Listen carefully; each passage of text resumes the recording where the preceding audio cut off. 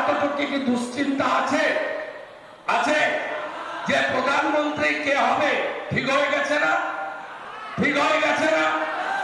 এই মহুয়া মৈত্রর পার্টি, সাদি সাহেবের পার্টি, অজিত চৌধুরীর পার্টি এই কয়েক মাস আগে শীতের সময় যখন 5 রাজ্যে ভোট হয়েছিল, মিজোরামে ভোট হয়েছিল, তেলেঙ্গানায় ভোট হয়েছিল, ছত্তিশগড়ে ভোট হয়েছিল, রাজস্থানে ভোট হয়েছিল, মধ্যপ্রদেশে ভোট হয়েছিল, তখন বলেছিল এটা তো সেমিফাইনাল, এটাতে মোদিজিকে বিজেপিকে হারিয়ে দেব, এরপরে ফাইনালে আমরা জিতবো। আমরা বলিনি, কারণ আমরা সবসময় জানি যে নরেন্দ্র মোদীর ভোটটাই অন্য জিনিস। দেশের কোন মানুষ দুর্বল নেতার হাতে এই দেশকে ছেড়ে দিতে চায় না। কেউ চায় না আমাদের দেশ ইউক্রেন হয়ে যাক, আমাদের আবার শরণার্থী হতে হোক, আমাদের আবার উদ্বাস্তু হয়ে পালাতে হোক। কেউ চান নাকি? আপনারা চান না? তাহলে এই নির্বাচনে ছত্তিশগড়, মধ্যপ্রদেশ, রাজস্থানে কে জিতেছে? বিজেপি জিতেছে। তেলেঙ্গানায় আসন বাড়িয়েছে কে? বিজেপি আসন বাড়িয়েছে। তাই বিরোধীদের কথায় সেমিফাইনালে বিরোধীরা 3 গোল খেয়েছে, এবারে 6 গোল মেরে আমাদের 400 পার করতে হবে। এইবার এইবার এইবার এইবার এইবার আমাদের এখানে বিপুল সংখ্যক সংখ্যালঘু বাস করেন। গতবারে ভয় দেখিয়েছিল না এনআরসি, এখনো প্রতি সভায় গিয়ে এই মিথ্যাবাদী মুখ্যমন্ত্রী যিনি আমার কাছে হেরেছেন নন্দীগ্রামে 1956 ভোটে, তিনি সব জায়গায় গিয়ে বলেন সিএ হলো লেজ আর এনআরসি হলো মাথা। আজকে বলুন তো, আমার রোজাদার সংখ্যালঘুরা, রাষ্ট্রবাদীরা, আপনারা যারা এখানে এসেছেন, আমি শতাধিকের বেশি দেখতে পাচ্ছি, তারও বেশি হয়তো আছে। আপনাদেরকে আমি জানতে চাই, এই 1 মাসে কোন কোন সংখ্যালঘুর নাগরিকত্ব চলে গেছে? একটা উদাহরণ আছে, উত্তরপ্রদেশে 18% মাইনরিটি বাস করে। কার ধর্ম, শিক্ষা, কার কেড়ে নিয়েছে যোগী আদিত্যনাথ? কারোর কাড়েনি। আমাদের লড়াই গুন্ডাদের বিরুদ্ধে, আমাদের কোন ধর্ম সম্প্রদায়ের বিরুদ্ধে লড়াই নয়।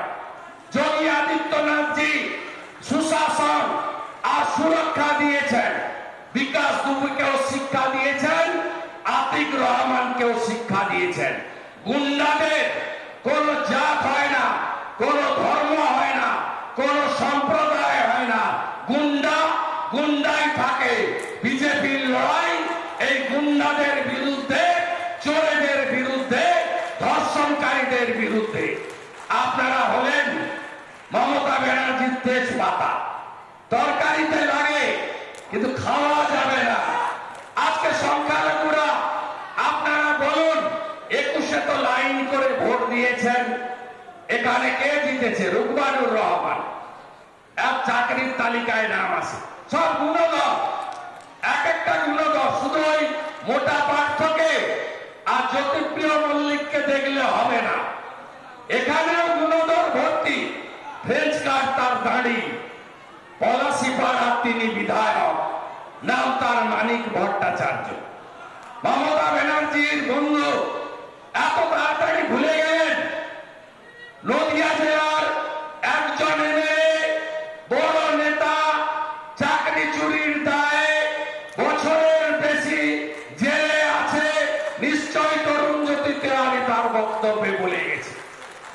আরেকজন তো একবার যায় একবার আসে, নাম তার তাপস সাহা। এখানকার বিধায়ক গুণধর, এমনি তো এখানে গুতাগুতি চলছে, আজকে সকালেও গুতাগুতি হয়েছে। এরা গুতাগুতি করতে করতে শেষ হয়ে যাবে, আর রানীমা দিল্লি চলে যাবে, আর আপনাদের এলাকায় উন্নয়নের জোয়ার বইবে। জলঙ্গি নদী সংস্কার, জাতীয় সড়কের সড়কের সম্প্রসারণ, ওরা আরো 1-1.5 বছর হয়তো সরকারে থাকবে, লাগবে না রাজ্য সরকারের টাকা। এটা তো বর্ডার এলাকা। রানীমা যাবে কেন্দ্রের স্বরাষ্ট্রমন্ত্রীর কাছে, বিএডিপি বর্ডার এরিয়া ডেভেলপমেন্টের টাকা আনবে এবং পুরো বর্ডার এলাকায় রাস্তা থেকে, জল থেকে, সড়ক থেকে, সেতু থেকে, বিদ্যালয়ের পরিকাঠামো থেকে সব উন্নয়ন রাজমাতা রানীমার হাত ধরে হবে। আমি এই পরিবারের প্রতি কৃতজ্ঞ। কেন কৃতজ্ঞ?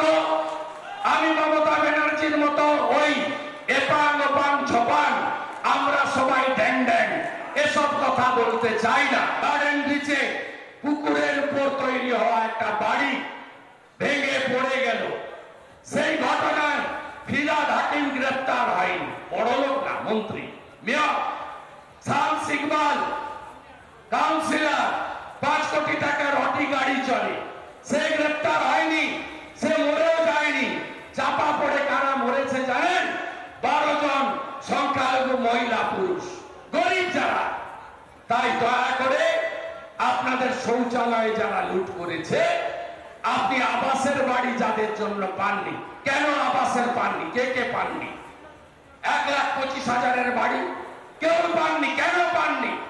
মোদীজি কৃষ্ণনগরে দাঁড়িয়ে বলেছেন আমি 45,000 কোটি টাকা পাঠিয়েছি। মমতা ব্যানার্জি 40 লক্ষ বাড়ি হয়েছে বলে আমাকে পাঠিয়েছে, আপনারা পাননি। মায়েরা, লক্ষ্মীর ভান্ডার নিয়ে এতটুকু বিচলিত হবেন না। আমাদের সরকার যেদিন রাজ্যে আপনারা করে দেবেন, তার পরের মাস থেকে লক্ষ্মী ভান্ডারের নাম বদলে অন্নপূর্ণা ভান্ডার করব, 3,000 করে টাকা দেব। সব মায়েদের বলুন। বিরোধী দলনেতা বলছে, দায়িত্ব নিয়ে বলছে, বিরোধী দলনেতা বলছে রাজস্থানের মতো 450 টাকার গ্যাস দেব প্রতিটা জায়গায়। সেই দেবগ্রাম, কালীগঞ্জ, নাকাশিপাড়া, বেথুয়া, চাপড়া থেকে দেওয়াত্ত, সব জায়গাতে, এমনকি কৃষ্ণনগরের গ্রামগুলোতে হাজার হাজার ছেলে বাড়িতে বাবা মা স্ত্রী পুত্র রেখে বাইরের রাজ্যে চলে গেছে, পরিযায়ী শ্রমিক। কেন এটা হবে? বিজেপিকে আনুন, ফেরাবো আমরা। মায়েরা, সন্দেশখালীতে যা হয়েছে ঠিক হয়েছে নাকি? ভুলে গেলেন এত তাড়াতাড়ি? ভুলে গেলেন?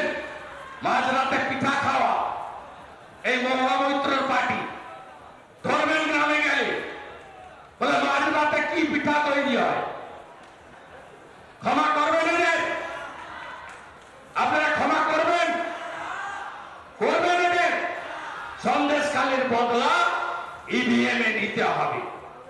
আপনারা এই নির্বাচনে জোট বেঁধে তৈরি হবে।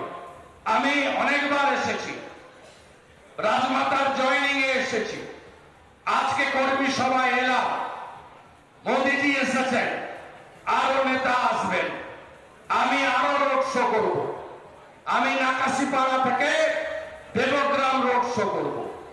আমি তেহট্ট বাজারে হাঁটবো। আসুদাকে কথা দেওয়া আছে, অনেকদিন হয়ে গেল, আসবো। এই সিটে দেশ বিরোধী কাজের সঙ্গে যুক্ত তৃণমূলের প্রার্থী ইডি সিবিআই কি করবে তো তাদের ব্যাপার, আমার বক্তব্য নেই।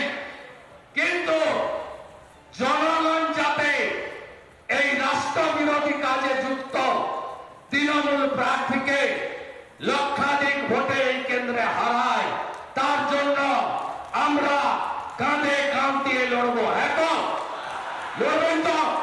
বুথকে শক্তিশালী